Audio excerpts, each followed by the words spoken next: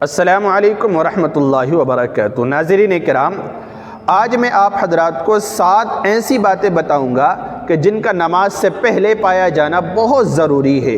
اگر ان 7 باتوں میں سے کوئی ایک بات بھی نہیں پائی گئی تو پھر انسان کی نماز نہیں ہوگی۔ وہ 7 باتیں کیا ہیں؟ آئیے میں آپ کی خدمت میں پیش کرتا ہوں۔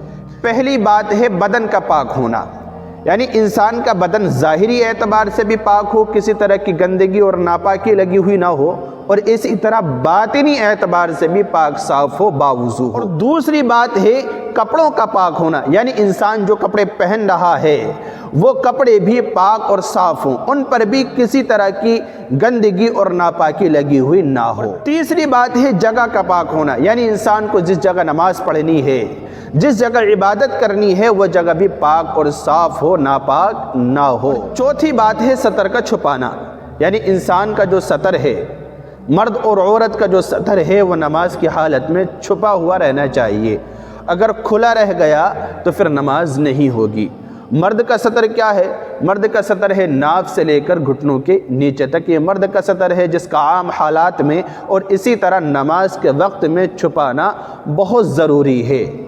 اور عورت کا سطر پورا جسم ہے، سوائے اس کے چہروں کو چھوڑ کر اور اس کے ہاتھ کی ہتھیلیوں کو چھوڑ کر اور پیروں کو چھوڑ کر، ان 3 چیزوں کو چھوڑ کر پورا جسم عورت کا سطر ہے، جس کا چھپانا نماز کے اندر اور اسی طرح نماز کے باہر عام حالات میں بہت ضروری ہے۔ اگر نہیں چھپائے گی تو گناہگار ہوگی، اور نماز کی حالت میں کھلا رہ گیا تو پھر نماز باطل ہوگی، نماز نہیں ہوگی۔ 5ویں بات ہے نماز کا وقت ہونا۔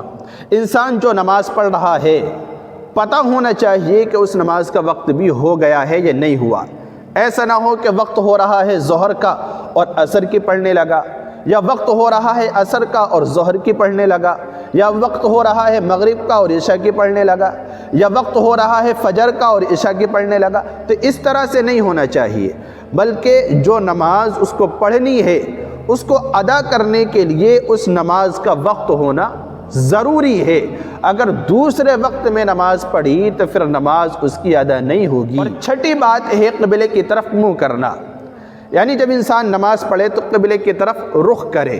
اگر قبلے کی طرف اس نے منہ نہیں کیا اور قبلے کی طرف وہ کھڑا نہیں ہوا نماز پڑھنے کے لیے تو اس کی نماز پھر نہیں ہوگی۔ آخری اور 7ویں بات ہے نیت کرنا، یعنی جب انسان نماز پڑھنے کا ارادہ کرے تو اپنے دل میں یہ نیت کرے کہ میں نماز پڑھنے جا رہا ہوں، فلاں وقت کی نماز پڑھنے جا رہا ہوں، اتنی رکعت نماز پڑھنے جا رہا ہوں، یہ نیت کرے۔ زبان سے الفاظ دہرانا ضروری نہیں ہے، دل سے اگر یہ نیت کر لے گا تو یہی کافی ہے۔